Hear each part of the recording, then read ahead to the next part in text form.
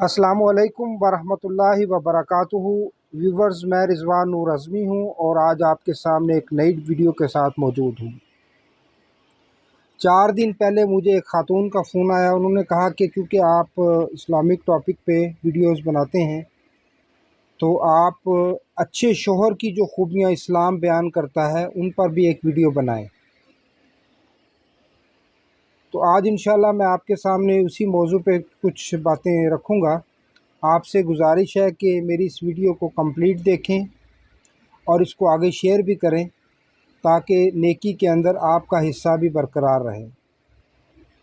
اللہ تعالیٰ نے آدم علیہ السلام کو جب زمین پر اتارا، کیونکہ آدم علیہ السلام پہلے انسان تھے جن کو زمین پر اتارا گیا، تو اس سے پہلے آدم علیہ السلام کی پسلی سے اللہ تعالیٰ نے حوا سلام علیہا کو پیدا کیا اور ان کو میاں اور بیوی کے درجے میں اس زمین پر اتارا۔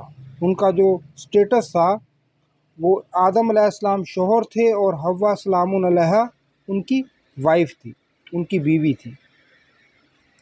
ایسا نہیں تھا کہ اللہ تعالیٰ نے ماں اور بیٹے کو زمین پہ اتارا، یا باپ اور بیٹے کو زمین پر اتارا، یا بیٹی اور ماں کو زمین پہ اتارا، یا بیٹی اور باپ کو زمین پہ اتارا۔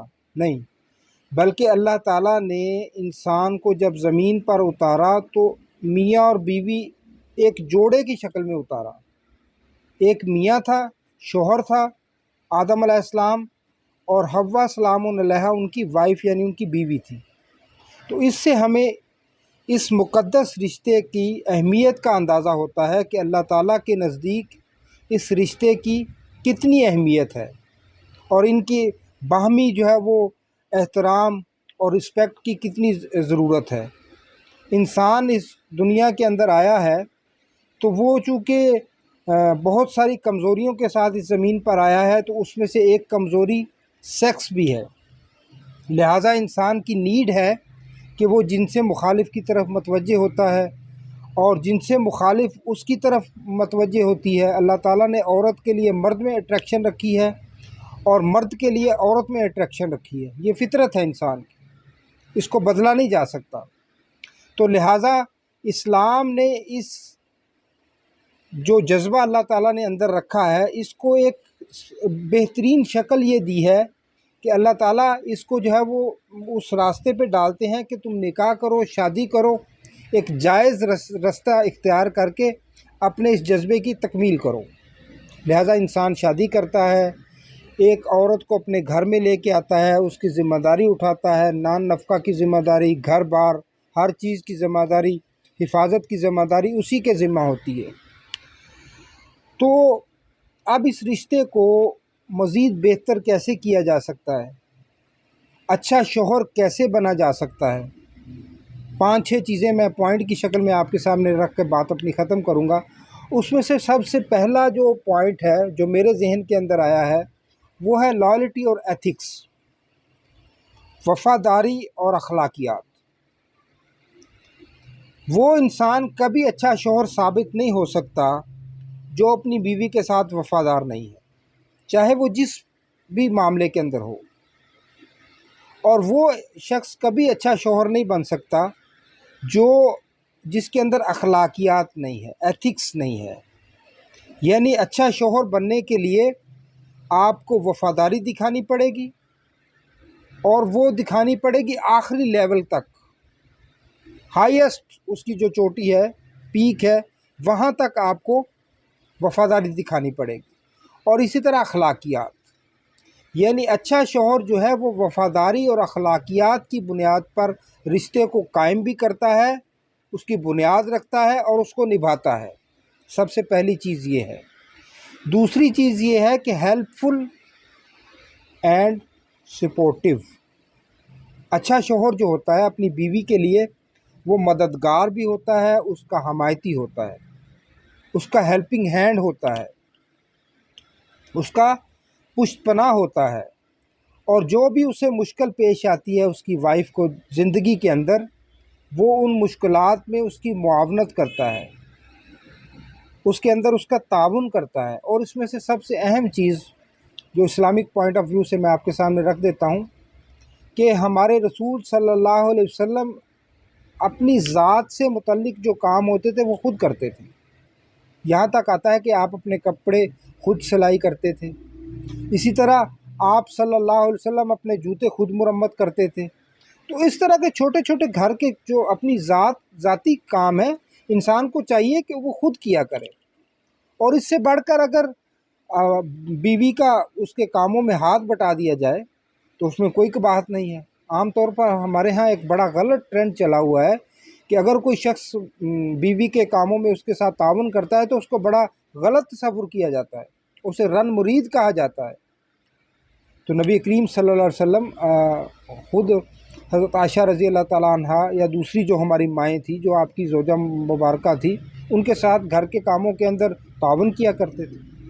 تو ہیلپ فل اور سپورٹیو گھر کے کاموں کے اندر، ان کی مشکلات کے اندر اچھا جو شوہر ہوتا ہے وہ ان کا معاون ہوتا ہے، ان کا حمایتی ہوتا ہے. اور تیسری چیز جو اس حوالے سے میرے ذہن کے اندر آتی ہے وہ ہے کیئرنگ آف دا فیملی. اپنی فیملی کی دیکھ بھال کرتا ہے. اچھا خاوند کبھی بھی اپنی فیملی کو اکیلا نہیں چھوڑتا، اپنے والدین کے ساتھ، اپنے بچوں کے ساتھ، اپنی بیوی کو وہ خصوصی طور پر اہمیت دیتا ہے. اسی طرح اگلی چیز ہے کہ وہ خوشیوں میں شریک کرتا ہے، شیئر ان دا جوائے. اپنے بیوی بچوں کو اپنی خوشی کے اندر شریک کرتا ہے، اور جو خوشی ان کی ذات کے متعلق ہوتی ہے اس کے اندر اپنے آپ کو شریک کرتا ہے، اکیلا نہیں چھوڑتا. اور ان کے ساتھ جو ان کا وقت گزرتا ہے اپنی بیوی بچوں کے ساتھ، والدین کے ساتھ، وہ جو خوشی اسے حاصل ہوتی ہے اس میں وہ مزید دلچسپی دکھاتا ہے، آگے بڑھ کر اور زیادہ خوشی پیدا کرنے کی کوشش کرتا ہے. اور اسی طرح ایک سب سے اہم چیز جسٹس اینڈ رسپیکٹ، عدل و انصاف اور عزت، یہ بہت ضروری چیز ہے. عام طور پر ہمارے معاشرے کے اندر سب سے زیادہ کمی اسی چیز کی ہے. تو لہٰذا اسلام نے، ہمارے دین نے، ہمارے نبی نے صلی اللہ علیہ وسلم، ہمارے اسلاف نے اس کو بہت نمایاں کیا ہے. یہاں تک کہا گیا کہ اگر تم ہاں شادیاں کر سکتے ہو، 1 کرو، 2 کرو، 3 کرو، 4 کرو، 4 کی اجازت ہے، لیکن عدل و انصاف کی شرط کے ساتھ. اگر تم عدل اور انصاف نہیں کر سکتے نان نفقہ کے اندر، ان کی دوسرے معاملات کے اندر، سارے جو بھی معاملات عورت کو درپیش ہوتے ہیں ان کے اندر اگر تم لوگ عدل و انصاف نہیں کر سکتے تو پھر تمہارے لیے ایک ہی کافی ہے. یہ اہمیت ہے عدل اور انصاف کی اور عزت کی. تو لہٰذا اس حوالے سے بھی ہمارے سامنے یہ چیز رہنی چاہیے کہ اگر ایک شادی ہے تو اس کے لیے بھی، اور اگر 2 ہیں، 3 ہیں، 4 ہیں، 4 تک بیویاں آپ کی موجود ہیں تو ان کے ساتھ عدل و انصاف والا معاملہ کرنا یہ بہت ضروری چیز ہے.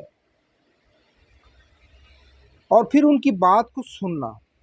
عام طور پر یہ چیز بھی دیکھی گئی ہے کہ شوہر جب گھر سے باہر سے آتا ہے اپنے کام کاج سے، اپنی ملازمت سے، اپنی دکان سے، کسی بھی جگہ سے شام کو، تو وہ تھکا ہوتا ہے. لہٰذا وہ گھر جاتے ہوئے اپنا جو اسٹیٹس ہے تھانے دار کا وہ شو کرتا ہے، اور غصے سے بھرا ہوا انسان لگتا ہے وہ. بیوی اس سے ڈر رہی ہے، بچہ کوئی جو ہے وہ ڈر کے مارے چارپائی کے نیچے چھپ رہا ہے، کوئی کسی کونے کے نہیں. یہ آپ کا اسٹیٹس بچوں کو آپ سے دور کر دے گا، آپ کی بیوی کا اعتماد آپ سے ختم کر دے گا. لہٰذا باہر کے معاملات آپ باہر چھوڑ کے چلے جائیں. دکان کی جو ذمہ داریاں ہیں، جو پریشانیاں ہیں، ان کو دکان کے اندر چھوڑ کے چلے جائیں. جاب کی جو ٹینشنز ہیں ان کو جابز کے اوپر دفتر کے اندر چھوڑ کے چلے جائیں، آفس میں چھوڑ کے چلے جائیں. گھر جب آپ جائیں تازہ دم ہو کر، اچھے چہرے کے ساتھ اور اچھے انداز سے اپنے گھر والوں کے سامنے پیش آئیں. اور پھر اگر وائف کوئی بات کرتی ہے تو دل لگا کر غور سے اس کی بات کو سنیں، سماعت کریں. یہ سب سے اہم چیز ہے. اس کے بعد آخری چیز ہے انڈرسٹینڈنگ.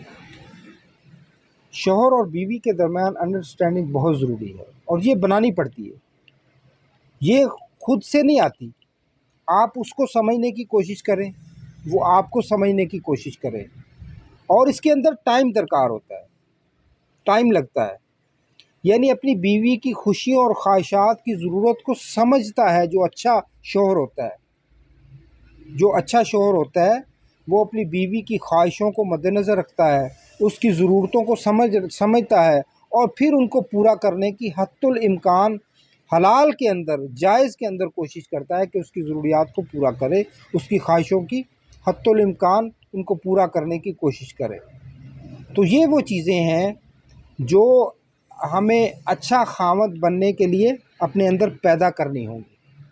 آپ سے یہ گزارش ہے کہ میری اس ویڈیو کو آپ پورا سنیں اور اس کو آگے شیئر بھی کریں، تاکہ نیکی کے اندر آپ کا بھی حصہ ڈال سکے۔ اس تمام گفتگو کا مقصد میرا کوئی جو ہے وہ اپنا فیم پیدا کرنا یا مشہور ہونا یہ بالکل نہیں ہے۔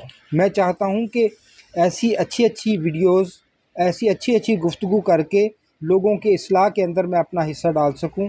آپ سے دوبارہ گزارش ہے کہ جو لوگ چینل پر نئے ہیں وہ میرے چینل کو سبسکرائب کریں، اور تاکہ اب آپ کو ہر آنے والی ویڈیو ٹائم پہ موصول ہوتی رہے۔ السلام علیکم ورحمۃ اللہ وبرکاتہ۔